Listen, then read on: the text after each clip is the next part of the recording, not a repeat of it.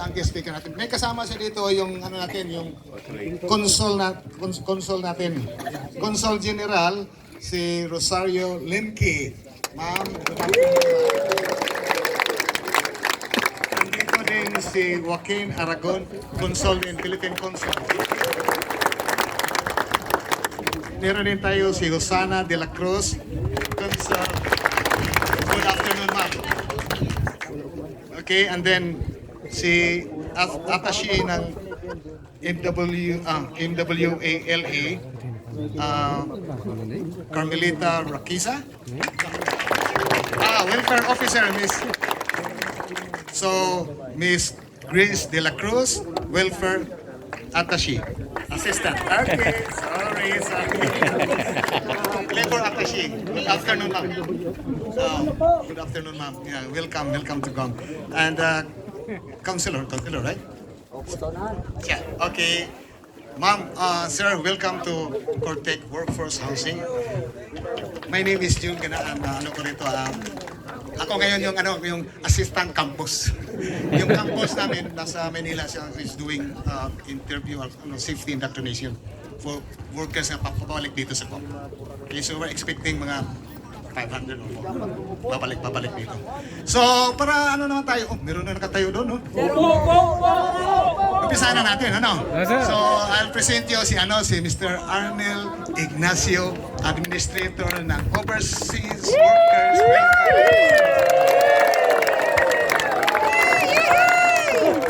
Ang saya naman pupunta rito, yehe kagad. Yan ang puro lalaki. Paano yun? Paano? Maria na lang, Maria. Kinakaya na lang. Bahala na. Mukhang masayang pumunta rito dahil mukhang kontento kayo. Baka wala naman si Pio rito. Paano lang tayo rito? Kwentuhan, chikahan? Ano ba pwede nating matulong dito? Mukhang kami patutulungan nyo eh. We just had a meeting with Cortec and na-meet namin ang kanilang mga opisyal and napakaganda naman ng amin na pagkwentuhan. I think you're very, very well taken care of. Mukhang meron pa kayong pa-loan pala dito. Batumina. Ayun naman, pag nakita nyo Owang, iisipin nyo naman kung ano pera eh. Tayo eh. Pero ang sarap ng pakiramdam na nakakakita ako ng mga workers na dumarating pala ako nakangiti na, ang ibig sabihin, ang ganda-ganda ng iyong kalagayan dito. And of course, ayaw naman namin na basta sabihin nila na okay na kahit wala na kaming gagawin. And siyempre, ang OWA, ang DMW, ang DFA, nandito, kasama nyo pa rin yan. Kung ano man ang inyong concerns. Kahit na pampasaya na lang. Diba? Teka, ano ang pinakamarami rito na ano yung pinakamalaking chunk dito sa Pilipinas? Kung taga saan? Pampanga! Ba, saan sa Pampanga? Kaluguran mo. Buong Pampanga? Bakit Pampanga? Makabibi. Para ba't Bisaya yun? Yung Makabibi, ginawa mo. Makabibi. Ang PRA nila kasi Kapampangan. Kaya pala masayahin. Tsaka mga Kapampangan lagi pogi. At saka maganda. Kasi puro lalaki rito eh. Wala ko. Mas pogi ito. Masanting. Tsaka siguro mahilig sa masasarap na pagkain. Diba? Masarap. Yes. Bakit kaya reaksyon? Ano naman? Jollibee.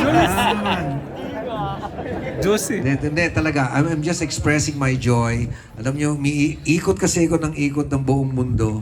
And sari-sari siyempre na-enkwentro ko ng OFW mula sa Europe, Middle East, Asia. First time ko makapunta sa Guam na ang mini-meet ko ay workers. Pumupunta ako dati dito, kasama ko si Geneva Cruz, si Derek Ramsey. Puro kami kanta-kantahan. Pero ngayon, iba na yung aking asikasuhin. Ano daw? Kung yun lang ang usapan, mas madali yun. Kesa na naman kung ano naman problema bibigyan ko sa akin. Dito ang ganda puro nakangiti. Ang lalaki ng katawan, baka busog na busog. Lalaki ng tiyan.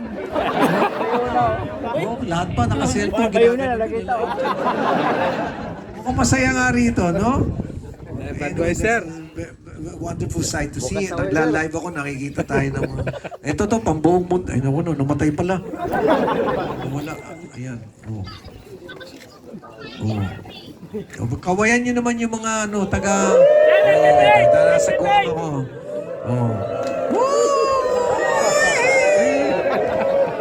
Ang isa sa sinabi ko sa Cortec, kako ang Pilipino, mas madali kausapin pagka masaya lagi. Tama ba ako doon? Napakahalaga sa atin na mini-maintain natin yung level ng saya. Kaya ako maganda-ganda rito, magdala tayo ng entertainer. Palagay ko, alam ko na kung sino dadalhin dito. Sino, sir? Muka! Cancelin mo na yung mga gwapo. Parang iba ang gusto nito ba ito? Si Alawi ang gusto rito. Lumabas na mga kamanyakan ninyo.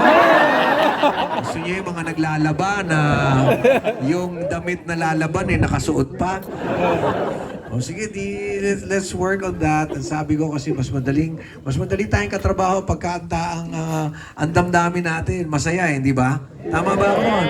Sabihin niyo, mali ako kasi yun na sinabi ko Pagka ako Pilipino masaya, ang dali-daling katrabaho.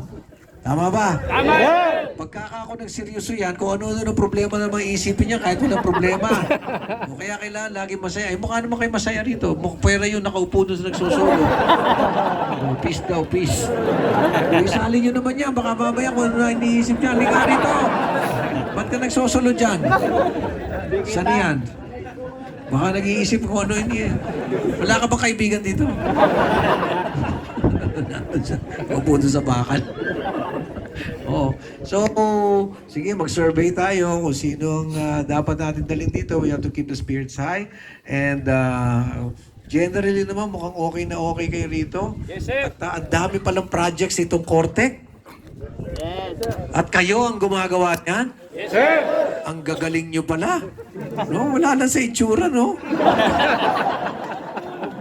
Yun lang. Higa, meron pa daw itatayo sa atin link from Subic to Clark. Kasali rin ba kayo doon?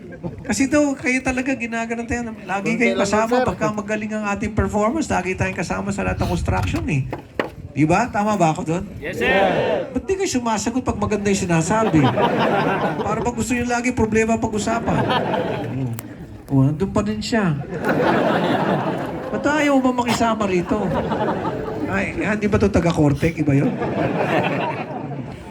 So sige yan ang andito naman kami, magkwentuhan tayo tungkol sa iba niyo pang gusto sabihin. Mukhang kantahan ang gusto nito mga to. May karaoke ba rito? Meron! Ganon. At saka dito mukhang walang magre-reklamong kapitbahay. Kasi sa atin yan ang nirereklamo pag kanta ng kanta Umagang tunog. Okay? O sige, may mga kasama ko. I'm sure gusto niyo rin marinig ang kanilang mga sasabihin. And I hope nakakarating din naman sa inyo ang mga nagagawa natin ngayon, ng mga... teka, sino ba yung mga uuwi? May mga uuwi ba? December. Hindi yung pag-uwi. Yung, ano bang classification na? Land-based pa rin to no? Okay. Anyway, pag kayo lilipat pabalik dito, economy, di ba? Pero ang lounge nyo, business class. Ito, kung kayo dadaan ng Terminal 1, meron na kayong OFW lounge. Para medyo magyabag-yabag naman kayo na nakaupo ka doon. Libre ang lugaw-lugaw lang huwag na kayo masyado hinihingi Tsaka kakanin para yung tiyan nyo, kung lumipad ka ng Lunes, Biyernes, busog ka pa. Libre kape, libre soft drinks, basta libre lahat doon. Para naman medyo makapagyabang-yabang ka na ganda ng lugar mo bago ka lumipad. Currently, tinatapos na rin yung sa Terminal 3. Hopefully, December, tapos na yan. Tapos na yan. Mas malaki yun. Pero para pagka nag-picture kayo, makapagyapang ka, naka-business class ka na. Kahit yung aeroplano mo, economy. Basta makakain ka doon, libre. Kung madelay ang flight mo, hindi kayo maiinip. And you can stay there as long as you want. Wag lang kayo magsasama ng hindi naman Mamaya kung sino-sino sama nyo. Basta, kasi alam naman namin na maraming programa tayo, no? Pero ang direksyon natin ngayon, gusto ko yung nararamdaman nyo diretso na binibigyan kayo ng halaga, binibigyan kayo ng importansya. Kasi yung mga airport, siyempre, kung ano man mangyari, maganda yung meron kayong lugar na tatambayan nyo. Mas ano pa kayo ngayon, yung mga sa Terminal 1, maliit lang no? Inaayos yan, meron na kayong lugar doon. Sa Terminal 3, hopefully matapos natin to by this is partnership with San Miguel Corporation. San Miguel Corporation ang gumagawa, and you have the privilege, the enjoyment of staying in a lounge. Para yung mga naka-business class, hindi mo na masasabi na iinggit ka ron. Meron na rin kayo. Meron kayo. Ito. Siyempre, mahal namin kayo eh. Kahit na may tsura nito mga ito. Hindi naman pang business class. Pero yan ang bibigay namin sa inyo. Libre yan. Ngayon, doon naman sa mga sigurado, may mga kaibigan din naman kayo OFW na seafarer. Meron ba? Wala? Oh. Ha?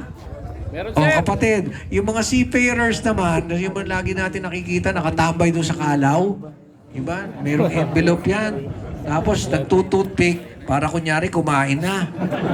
Diba? Toothpick na lang, yung ending na lang ang ginagawa. O meron tayong tinatayo, matatapos na yan by July, Seafarers Hub. Ito, tambayan lang ito. Naka-aircon yan.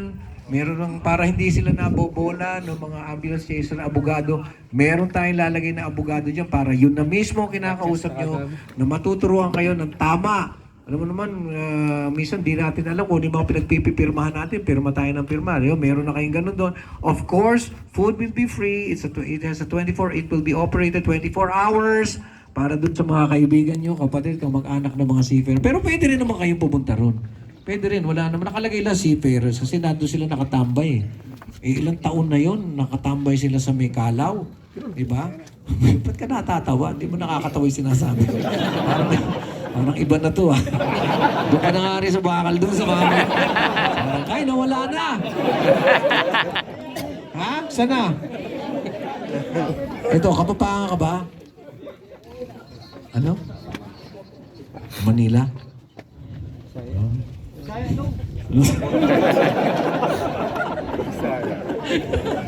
Ano pa ba? Ano pa ba mababalita namin? Eto pa, pag uuwi kayo, kumisan kasi ito yung mga naririnig namin reklamo, binibiktima daw kayo ng mga taxi na dadali na kayo ng PITX, 2,500, 3,000. O yan, di ba? Tapos wala ka naman magawa. Meron na kami ngayon partnership with Ube. Yung Ube, hindi yung halaya. Ultimate Bus Experience. Oo, point to at ang kunyari up to the PITX, kung saan kayo sasakay pa, 75 pesos lang. Ayan, mabuti naman sumaya na kayo doon. Yung iba kasi lagi reaksyon, ba't di pa ilibre? Huwag na masyadong ganit. Ilibre na nga basta register mo lang, ha? Tapos, ini-expand nila to para hanggang doon sa mga kaduluduluhan ng probinsya makaabot. Currently, parang maabot na to hanggang Cavite. So, ano pa ba? Teka, ano pa ba babalita ako sa inyo? Ano pa ba? Ano pa ba ako nakalimutan? Hindi, yung Ayos Truck. Yung Ayos Truck naman, I'm sure, nakita nyo na ba yun, yung Ayos Truck natin? Hindi pa, sir. 3 itong 10-wheeler na mayroong wifi, may shower, may kitchen, may generator, kumpleto ng ilaw na malalakas. Bakit tayo gumawa nito? Itong OWA Ayos Truck, kung merong mga nangyayari, bagyo, lindol, doon sa mga lugar kung saan, taga saan kayo, siyempre nag-aalala kayo sa mga kamag-anak nyo, tama ba? Yes, sir. O hindi masyado? Bahala na kayo sa puno.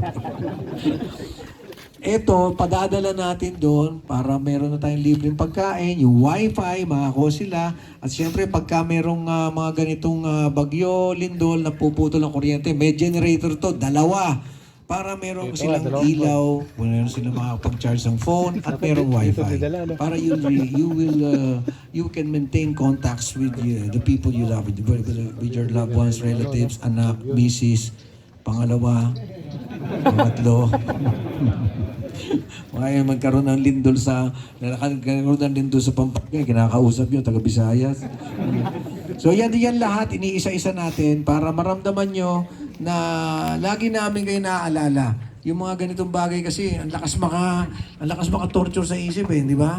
Pagka nag-aalala ka. So, yan. At meron pa ba ako nakakalimutan? Yung Tinbo, para libre ang tawag. Pero yun naman, bibigyan kayo ng Tinbo partnership natin with PLDT and Smart. Magkakaroon kayo ng virtual na SIM card. Bibigyan kayo ng numero niyan, ang registration niya sa Pilipinas, no? Yung tawag doon, libre. Para kung sakasakali meron kayong need for any emergencies, you can call 1348. Yun yung hotline ng OWA. At kung sakasakali yung drop your call, you drop yung inyong tawag, your call, matitrace namin kagad ang numero and magre-return call kagad yung OWA hotline sa inyo. Mukha naman dito, wala naman kayo masyadong problema eh. Sir. O gusto niyo, pwede rin naman kayo makapagkwentuhan doon kung ano mga chismis sa mga artista ngayon, kung ano mga chismis, pwede pa rin naman. Bukas yung hotline natin, 1348. Hindi ko, palagay ko lang kung magagaling dito ang tawag, +632-1348. Ay, komportable siya talaga. Tinignan lang kayo isa-isa, oh. Okay? So, we're staying for more. Pakinggan naman natin din. Hindi naman tutungkol lang sa akin. Pero ang nararamdaman ko lang, ang saya-saya ko, na nakakita ko ng mga ating mga workers, na mukhang naman talagang napakagagaling. Dahil hindi ba galing dito sa Cortec eh, no? Diba? Siguro, kayo, ilang taon na kayo dito sa Cortec? 35? Parang nandito. 35 in Guam. Parang nauna ka pa doon sa mga chamorro dito.